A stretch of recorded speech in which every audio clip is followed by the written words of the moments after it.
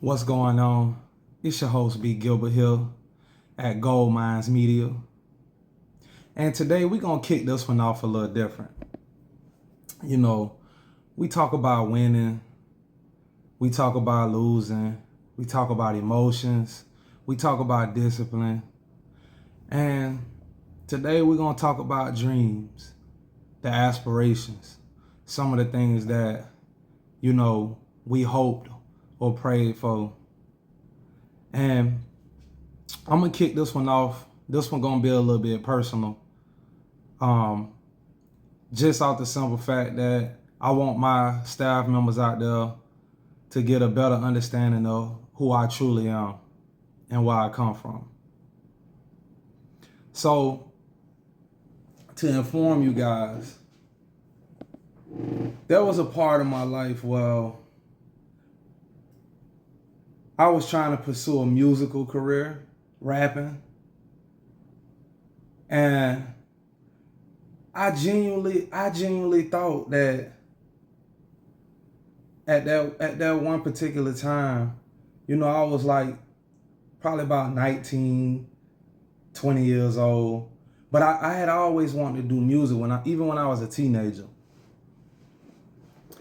And for the sole purpose of it was only the one of the get rich quick, move mama and grandma and them out the hood just because you was wanting a better lifestyle.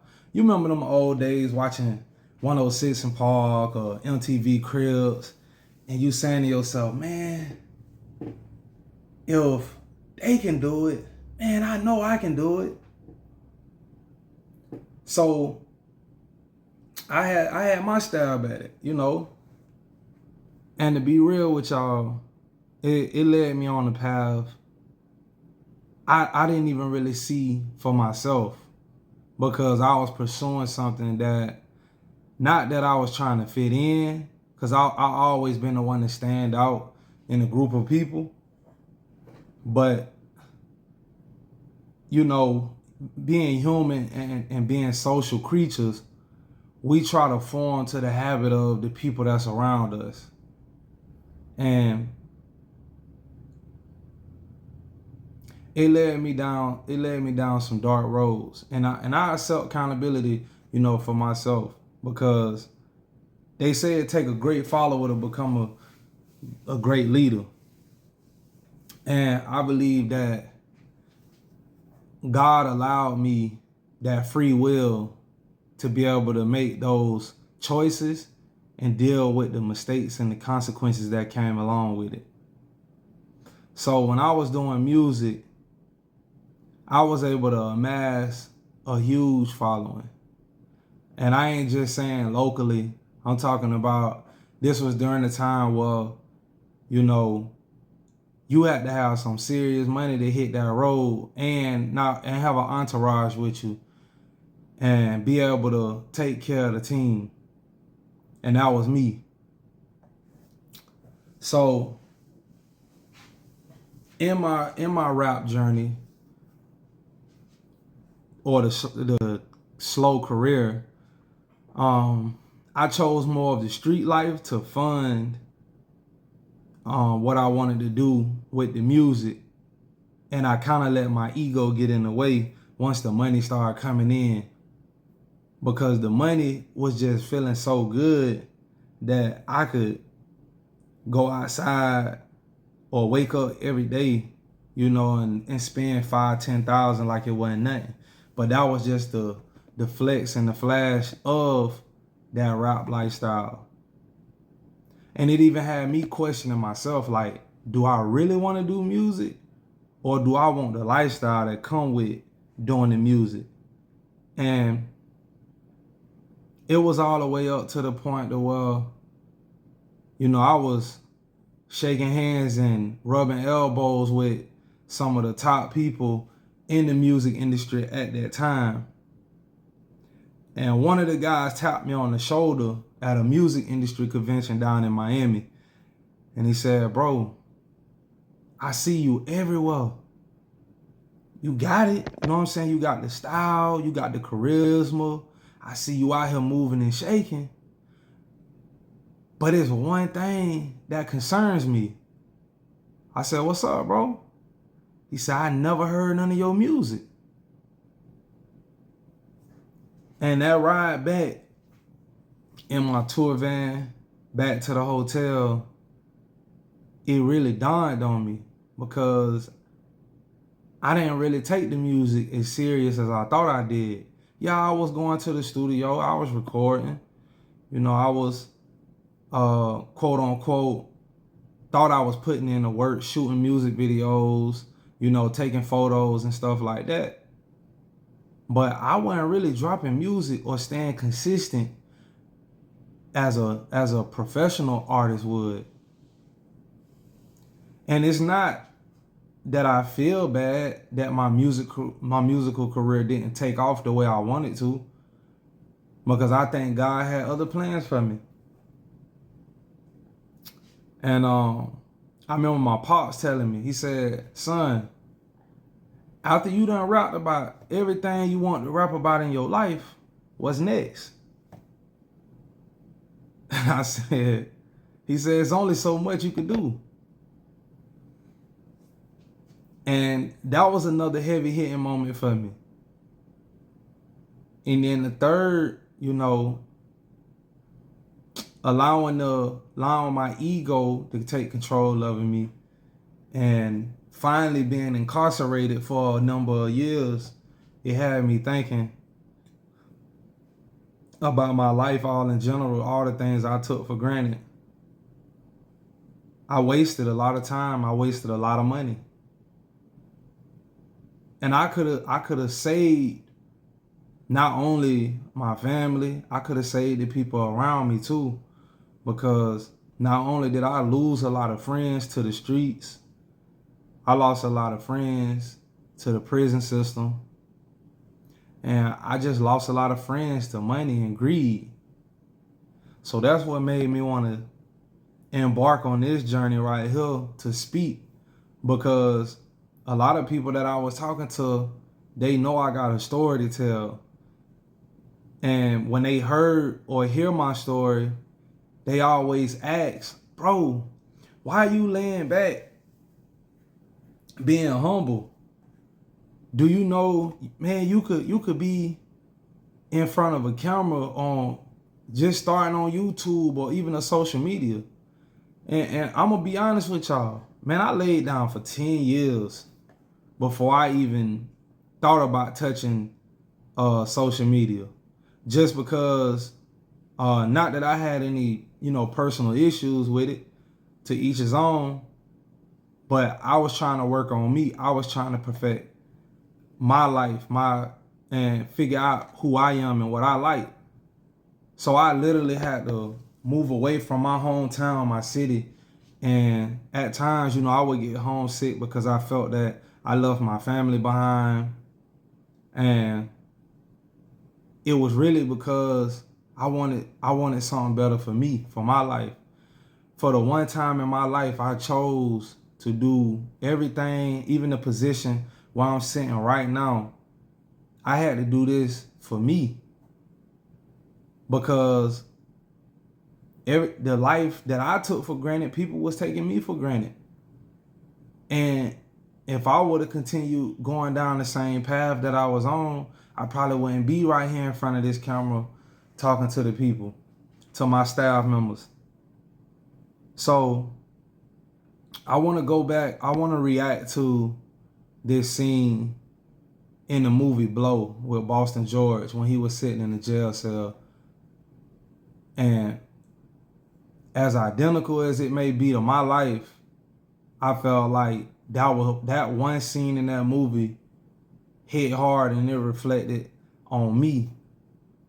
So to know further, let's get into this scene right here. Let's check it out. Like I said, this is the movie Blow, Boston George, me and Diego in the jail cell. Hey, George. George. What?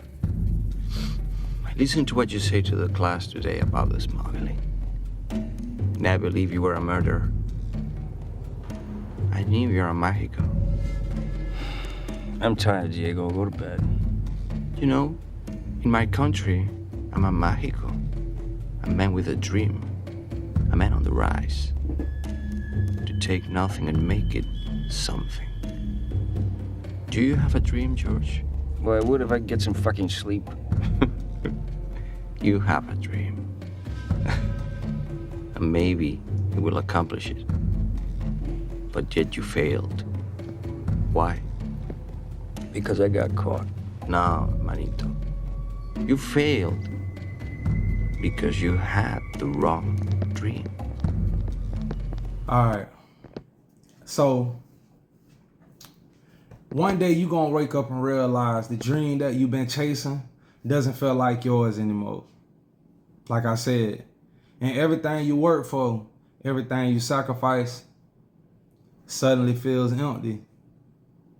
And sometimes you want to crash, or you want to give up because you don't know whether or not if all this is even for you. And that's a different kind of pain. That's not failure, but that's confusion. Because for a long time, it didn't feel right to me. And I ain't always feel motivated, focused, or locked in. So this is why I want to be truthful to y'all, reincarnate myself using the person who I've become, which is B. Gilbert. But somewhere along the way, something changed, or maybe you changed. See, sometimes we don't always have to chase our dreams, because 9 times out of 10, the dreams that you think you're chasing could be somebody else's. We chase what we were told what success looks like. And success is only knowing what you don't know. So the money, the image, the lifestyle, all of it seemed cool up until the point where it don't feel good. Because you moving, you can have motion, but motion don't mean nothing if you just running in the same circle over and over and over. And they say that's insanity, because you just keep repeating the process. But movement and purpose are not the same thing. So this touched it to me. So when that dream started falling apart, it's not just disappointment. It seemed like failure. But that's where you got to tap into the other side of failure. Because as long as you stay consistent, you're going to eventually end up finding your identity. It's asking yourself, who am I?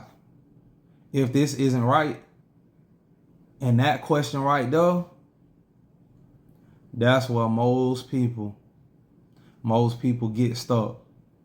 And I was stuck. That's why I told you for 10 years. That's why I laid down, because I was stuck. I ain't know. They keep forcing the dream that's already dying because they're afraid to start. Some people scared to start over, and I had to. So I'm coming before y'all in front of the team, in front of my staff members, being vulnerable. But I know this right here too. I'm at true peace with myself. So if this ain't clarity, and whatever life is stripping away from you, what isn't you, you need to finally learn how to step into it and embrace you. You gotta love you. So I want to end this one on this note right here. Your thoughts become your decisions. Your decisions turn to habits. And them habits shape your outcome. Always remember, stay goal-minded. Your flight is now Excuse ready me, for boarding. I think your phone is ringing. And we all know what that is. It's another trip calling. Do you work hard so when it's time to travel, why make it stressful? Searching for flights, comparing hotels, finding the right spots to eat, it's time consuming. And most of the guys, including myself, we don't have time for that. That's why smart people use the Itinerary Edit. They'll help you plan your entire trip. Flights, hotels, even the best places to eat based on your vibe and your budget. Come on now. No stress, no wasted time, just results, just the way I like it. So if you like to travel this way, hit the link down in the description, let the Itinerary Edit handle the details. All you gotta do is just show up. Cause I know I am, I'm ready to go right now. And my bags is Gucci.